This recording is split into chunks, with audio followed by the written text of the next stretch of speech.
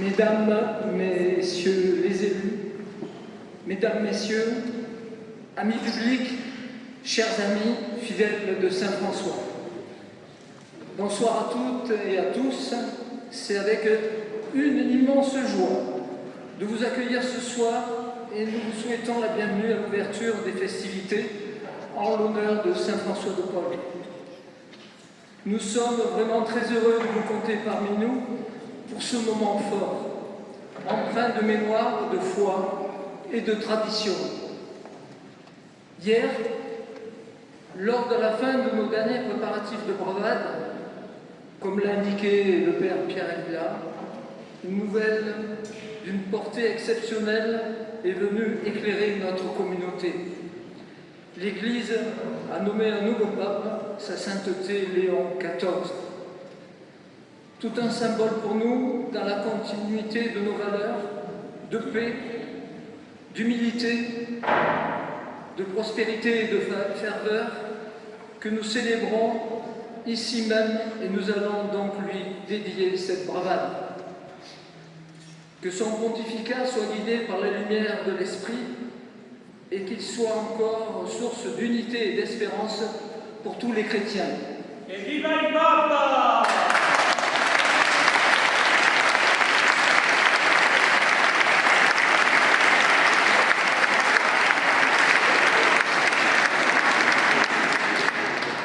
Chaque année, le troisième dimanche après Pâques, Fréjus rend hommage à un personnage extraordinaire, un homme de foi, de paix, un protecteur qui, en 1482, a marqué notre histoire à jamais en délivrant notre cité de la peste. Oui, les Fréjussiens ont du cœur et surtout, ils ont de la mémoire. Ce soir, comme chaque année, nous perpétuons donc cet héritage. Notre association, les Amis de Saint-François de Paule, est fière de vous proposer ce soir les premières festivités de nos 4 jours de fête, sous la présidence de notre état-major et son général au complet. Nous allons vivre ensemble plusieurs moments forts.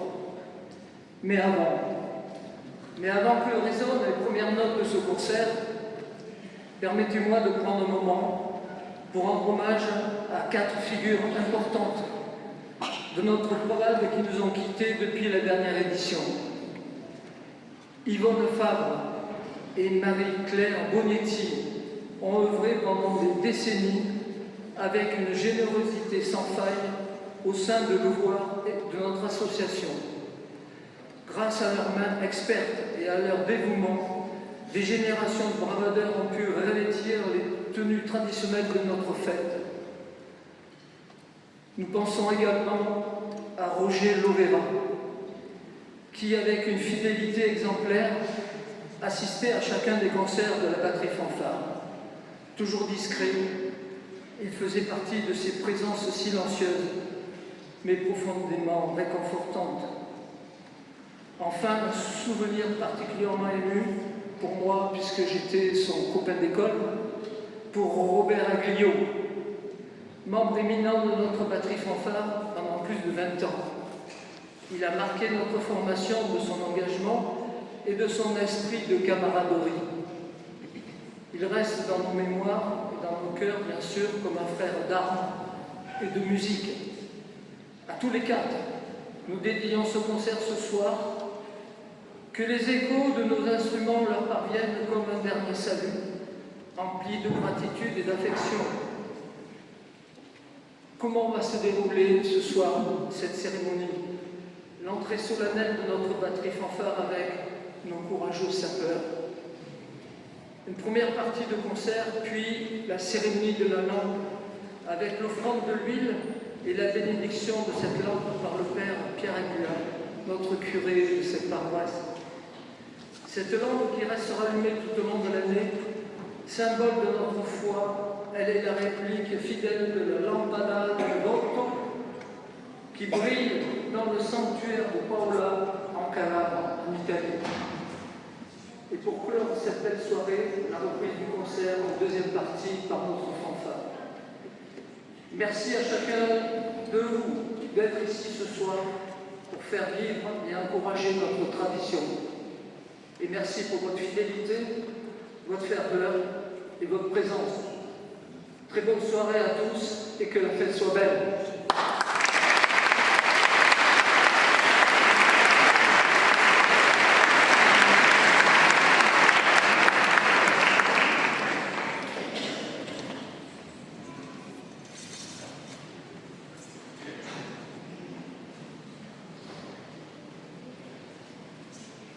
Et pourquoi tu me regardes comme ça? Oui, il y a 100 ans, j'étais enfant de chœur à la cathédrale. Et aujourd'hui, j'ai pas plus de 70 ans. Et ça ne se discute pas. Et si tu m'appelles encore papé, je t'aide petit. Mon fils a peut-être des enfants, mais ça ne fait pas de moi papé, hein. Point. Alors écoute-moi bien. Il y a 100 ans, j'étais enfant de chœur, ici même. Et la bravade, à l'époque, c'était pas du tout pareil. Attends que je te raconte. Tu sais, au début du siècle, oui, le XXe siècle, couillon, pas le dernier, l'autre d'avant. Bref, à ce moment-là, les traditions provençales, c'était pas simple. Tout changeait. La République devait encore faire sa place. Et les vieilles habitudes étaient chamboulées. La grande affaire, c'était la loi de la séparation, celle de l'Église de l'État. Un engabi, de ne pas dire. Et pour Fréjus, siège d'un évêché, autant dire tout un symbole.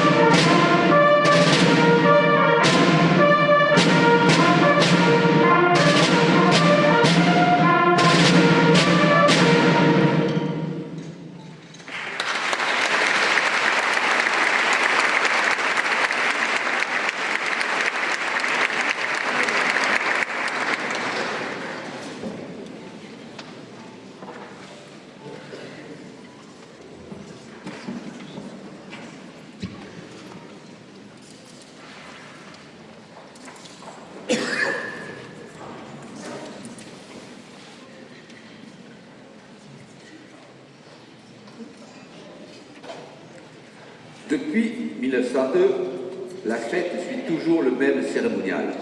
Uniforme, chihuahua, bateau, couronnement, procession. Mais sans fusil, sans poudre, sans panache. Une bravade bien sage, bien loin des fastes du XIXe siècle. Mais en 1906, alors que la procession rentre à la cathédrale, les daïkas l'attendent ferme. Ça chauffe. Les deux cortèges se croisent. Cantiques et chants révolutionnaires s'en mêlent. Les regards fusent, les langues aussi, avec de belles insultes bien tournées.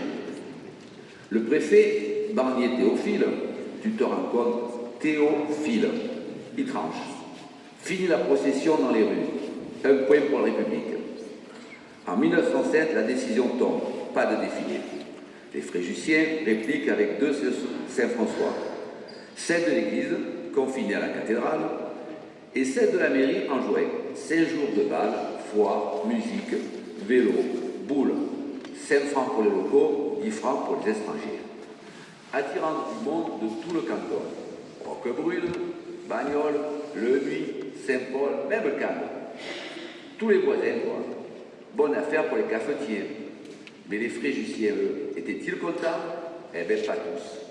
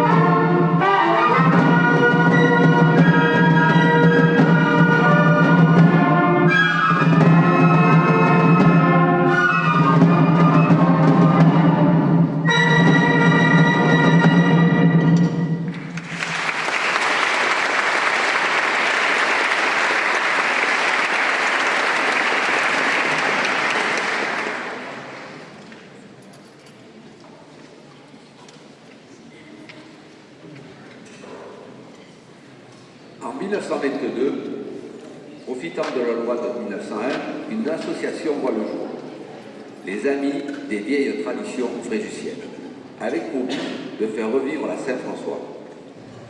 La loi de 1905 n'interdit pas les processions, sauf en cas de trouble à l'ordre public. L'association en prend bonne note. La bravade, officiellement, est interdite. Mais une reconstitution historique, ce n'est pas une procession. Voilà l'astuce. Le dialogue historique, ce n'est pas dans la loi, donc ce n'est pas interdit. En 1923, on pense à faire jouer Madame Marot en Miss Berthold et l'abbé Bochir en Saint-François, comme autrefois sur le parvis.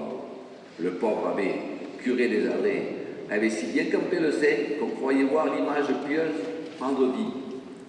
Tous deux avaient plus de 90 ans. Que risquait-on? Allez-y, on y va.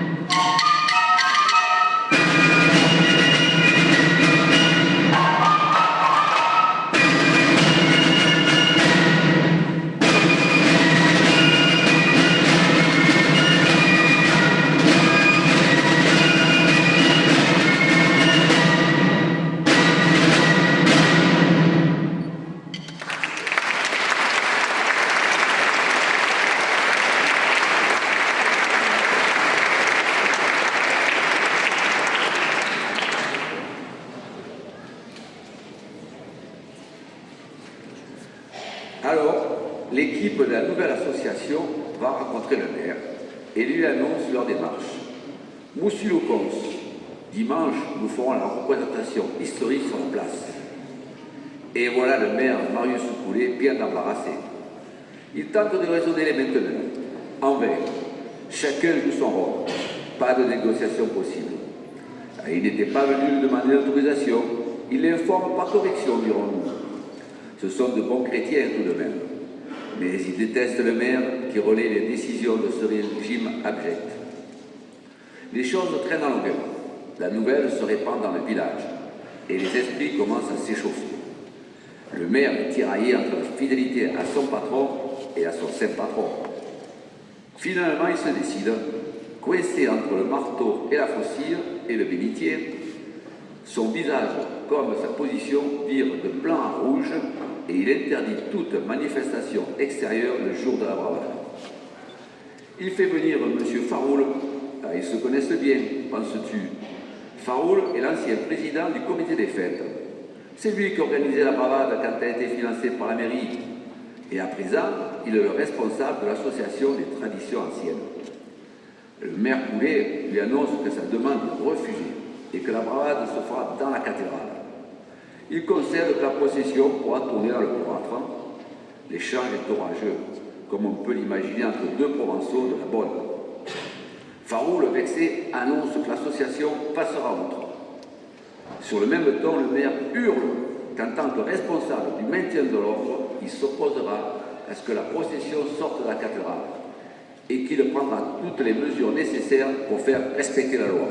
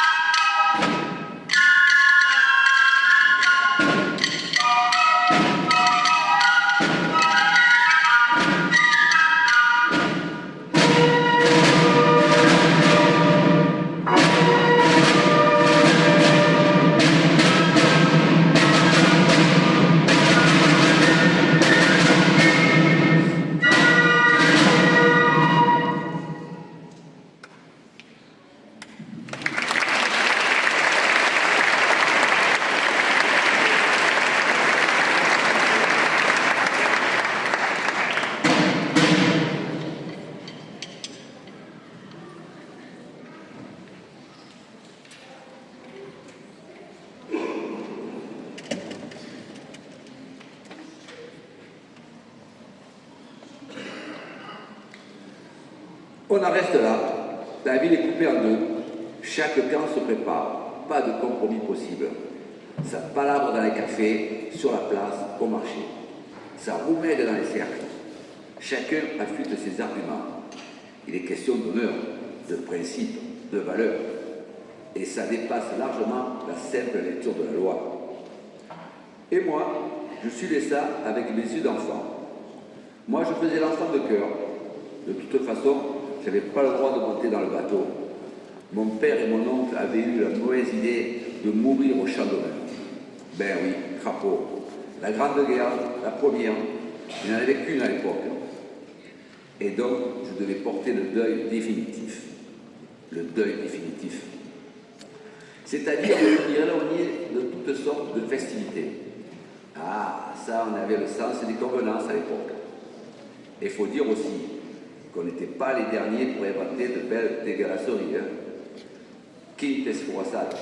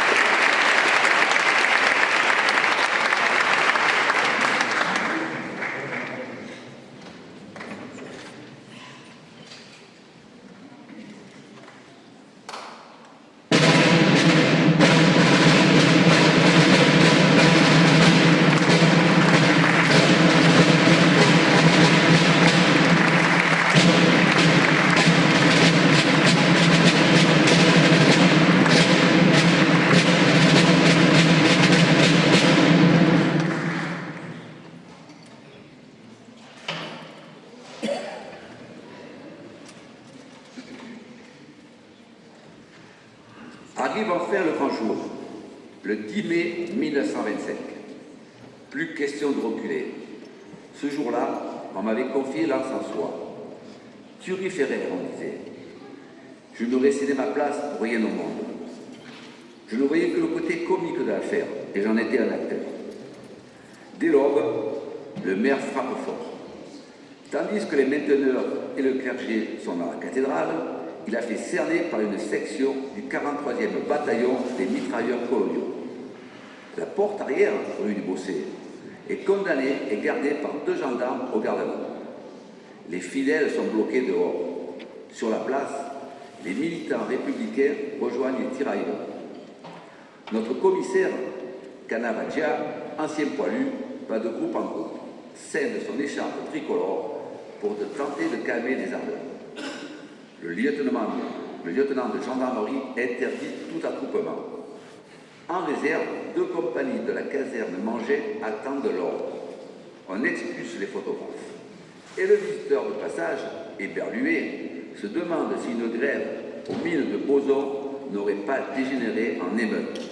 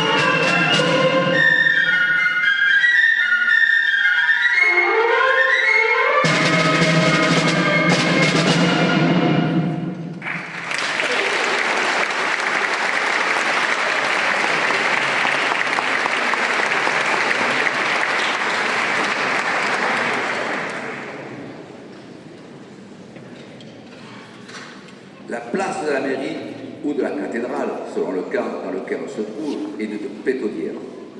Il ne manque qu'une étincelle pour que ça vire au drame. Et en parlant d'étincelle, je fus sans le vouloir la cause du premier incident. Les enfants de chœur dont j'étais avaient l'habitude d'aller à chaque office remplir l'encensoir de braise, soit chez Madame Reine Locas, dans la rue du Bossé, soit chez Madame Sangueda, sur la place de l'église. Ce jour, en tant que thuriféraire titulaire, j'étais responsable de la combustion de la braise durant la durée de l'office. Comme la porte dérobée de la rue du Bossé se trouvait condamnée, ne voyant aucune malice à cela, je décide, selon la coutume, d'aller chez celle que nous appelions la mère Sangueda, place de l'église.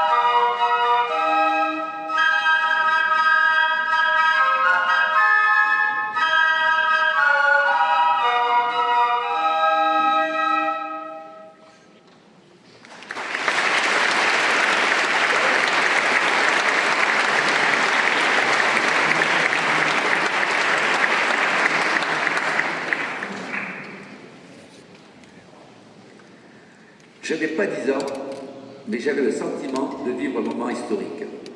Je comprenais l'ambiance sans en mesurer toute la portée. Fier et curieux, je sors de la cathédrale pour chercher les braises pour l'encensoir. Je me faufile comme un rat, fort de l'habitude. Je coupe la place en son milieu, sans chercher à me cacher, ni à précipiter le mouvement. À mi-chemin, une voix forte m'ordonne de retourner illico dans la cathédrale. Démasqué, seul au milieu, je deviens spectacle. La foule commente, moquerie ou encouragement. Les photographes accourent. 2 bras solides me ramènent illico dans l'escalier du sanctuaire. Le chanoine Salomon a tout vu. Il est furieux et l'agitation gagne le chapitre. Mais loin de refroidir les ardeurs, l'incident galvanise les mainteneurs.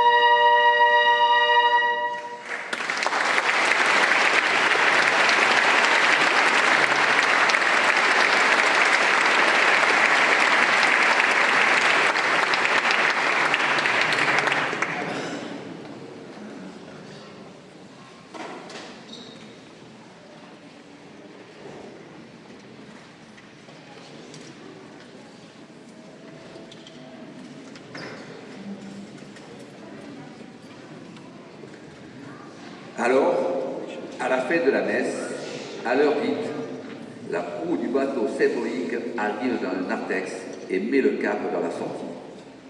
Avec mes collègues au cierge, j'ouvre la marche.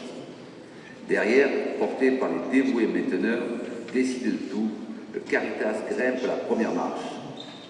Ils sont prêts à forcer le cordon armé qui barre l'entrée. Le silence est pesant. Les fréjussiens, dedans ou dehors, retiennent leur souffle et observent fébriles la voile blanche qui tend et monte sous le porche de la cathédrale. Au même rythme, le bateau monte d'une deuxième marche. La tension est telle qu'elle alourdit le pointu. Les coloniaux qui avaient quitté la roue pour se reposer à Fréjus ne comprennent pas tout, mais ils ont cessé de sourire. L'affrontement semble imminent.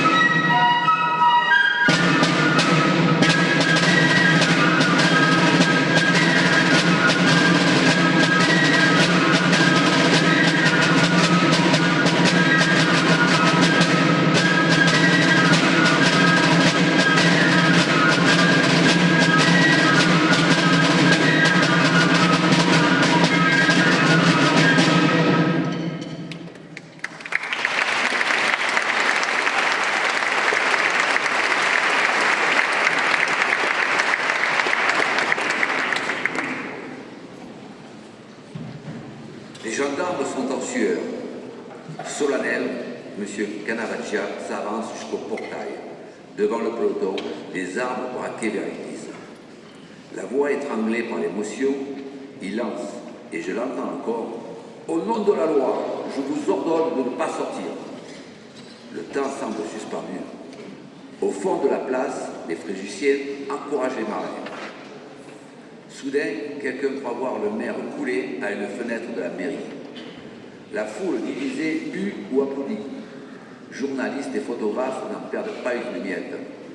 Parmi les badauds hébétés par cette drôle de guerre civile, avec enfants, vieillards, curés et barcasses à roulettes. Nous, les petits clergions, bien rangés sur l'escalier, en première ligne, ravis de l'aventure et inconscients du danger, murmurons en cadence « Oh, Is ! Oh, Is !» pour soutenir nos marins. L'émotion est à son comble. Va-t-elle déclencher le terrible drame que personne ne désire ?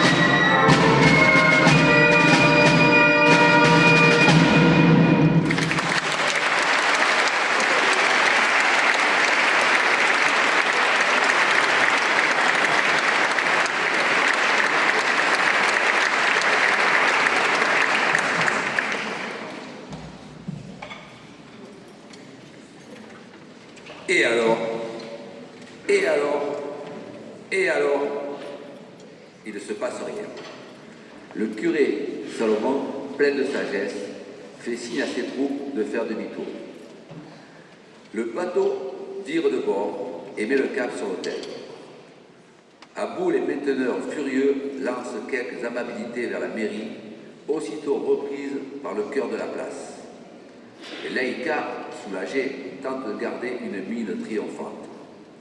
Alors, dehors comme dedans, tout le monde entonne, et tu devines avec quel cœur, lève-toi, peuple de Fréjus.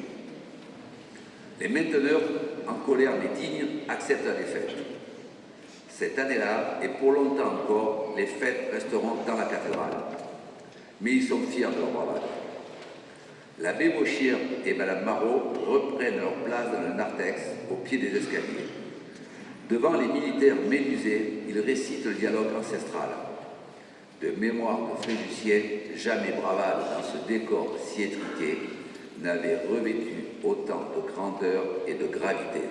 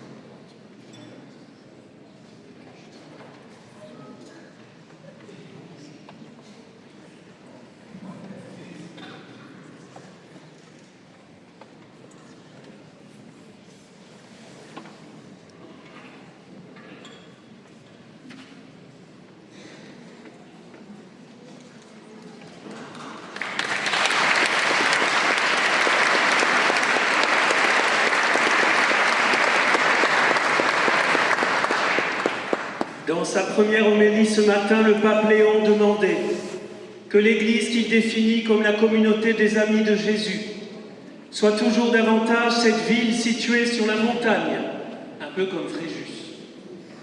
L'arche du salut qui traverse les flots de l'histoire, le phare qui éclaire les nuits du monde, non pas tant par la magnificence de ses structures ou la grandeur de ses édifices comme les monuments dans lesquels nous nous trouvons, disait le pape ce matin, mais par la sainteté de ses membres. Seigneur, tu nous réunis ce soir pour lancer en musique cette bravade 2025, que cette lampe allumée dans la nuit, qui nous rappelle la sainteté de notre saint patron Francesco di Paola, nous encourage à vivre en enfants de lumière, pour que ceux et celles qui avancent dans la tristesse et l'obscurité te rencontrent, toi Jésus notre Seigneur, vrai Dieu et vrai homme, sauveur de l'humanité, qui vit et règne avec le Père et le Saint-Esprit, maintenant et pour les siècles des siècles. Amen. Et on applaudit Jésus et Saint François de Paul.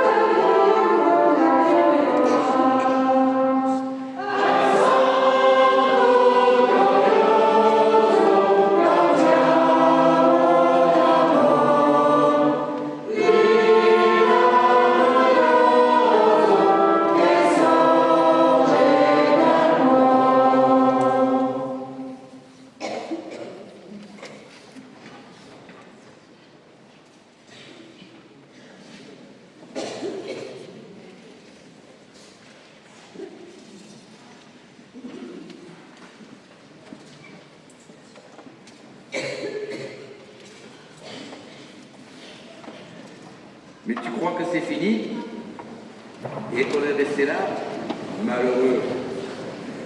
La cérémonie à peine terminée, les fidèles rentrent déjeuner en se donnant rendez-vous à 16h pour le panégyrique du Saint qui promettait d'être animé. Ah, ça n'a pas question de piquer un sort cette fois.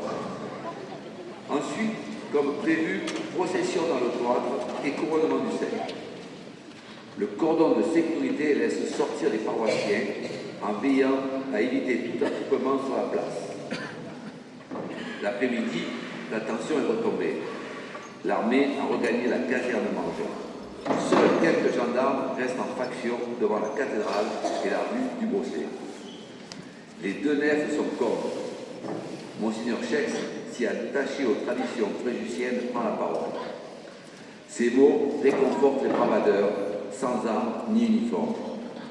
Il évoque la tradition, l'exemple de Saint François, la chaleur de sa présence dans les heures sombres.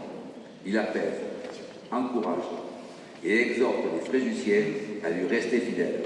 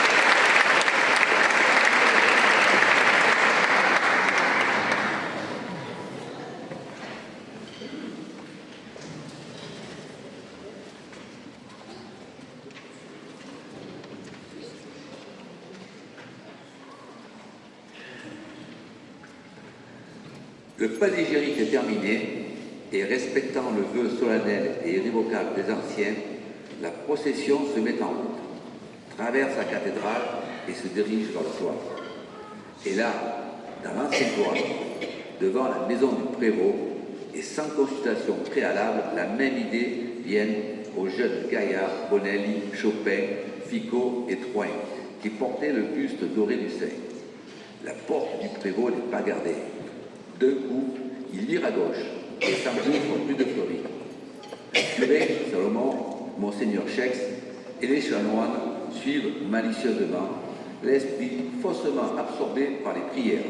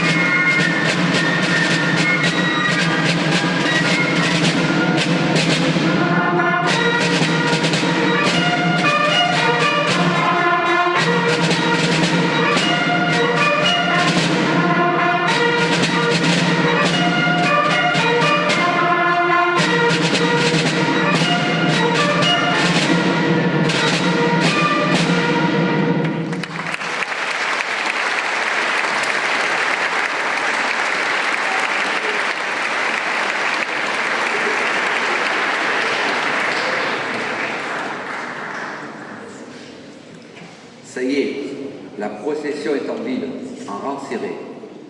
Quelques dévotes effarouchées, soucieuses de ne pas braver l'interdit, se rangent sur le côté. La procession débouche vite sur la place de la cathédrale, prenant à revers la grande armée postée devant le porche. Le père Salomon m'envoie par le même chemin sonner les cloches à toute volée. Je file jusqu'au cloître, traverse le narthex et m'accroche aux cordes de tout mon poids.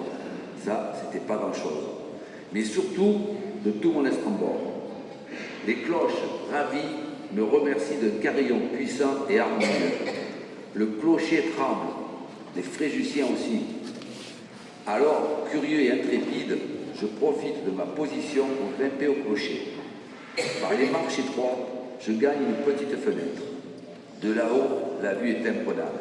La foule, les gendarmes, et même le maire Coulet qui observe discrètement depuis sa fenêtre.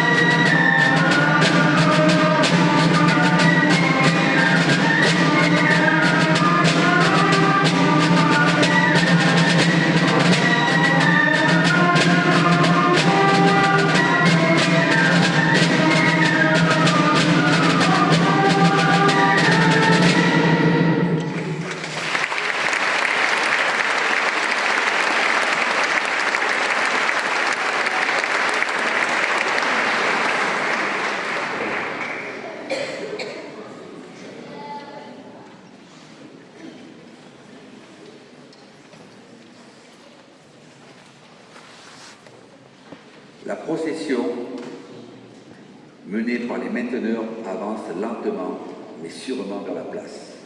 Les fidèles, animés par leur ferveur, suivent avec entre appréhension et malice. Le maire, touché par cette bravade, décide de ne rien décider. Il fait un signe discret aux gendarmes, leur demandant de ne rien faire, puis retourne à son bureau, feignant de n'avoir rien vu. Certains racontent qu'il aurait même fait le signe de croix avant de fermer le rideau. Les gendarmes, embarrassés, ont baissé leurs armes. Et le plus âgé d'entre eux, dans un soupir, s'est découvert devant le buste. Les quelques laïcards témoins de la scène regardent la procession avec surprise et respect. Certains marmonnent, peut-être plus par habitude que par conviction, le fameux cantique de Monseigneur Chex. D'autres s'inclinent. Ce coup-ci, ils ont perdu, mais ne voient pas cet affront comme une défaite.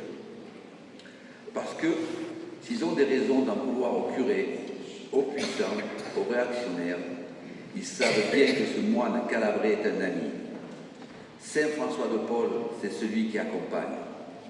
C'est celui sur lequel on s'appuie pour gravir le long chemin. C'est celui qui rassemble. Pour lui, on voit s'agenouiller les révoltés, les garnements et les braves, tous unis dans un même instant, dans une même divine allégresse, et un sublime moment de paix.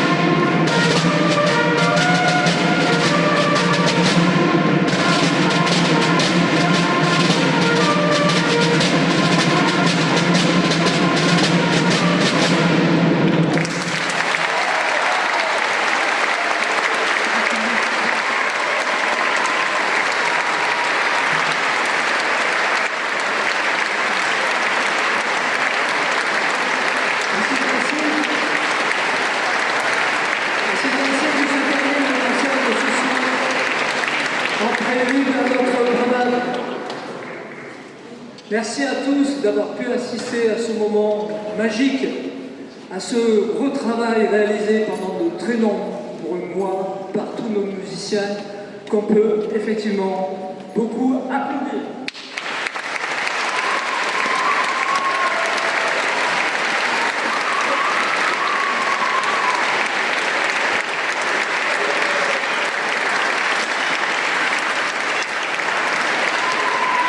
Le texte historique a été lu par notre ami bravadeur, Christian Jeanne.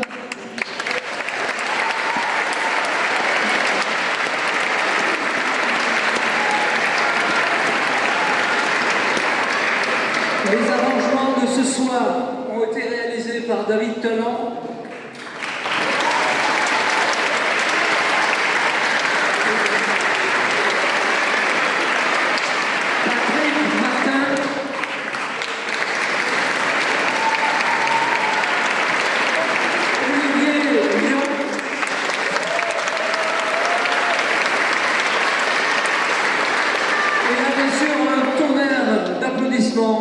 Il a assuré les arrangements, mais il a été le chef d'orchestre de ce soir, notre ami Jérôme Orlandelli.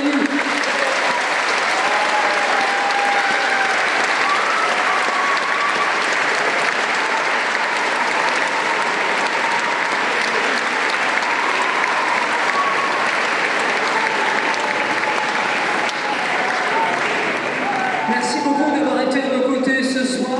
Nous vous donnons rendez-vous pour nos 3 prochaines journées de festivités.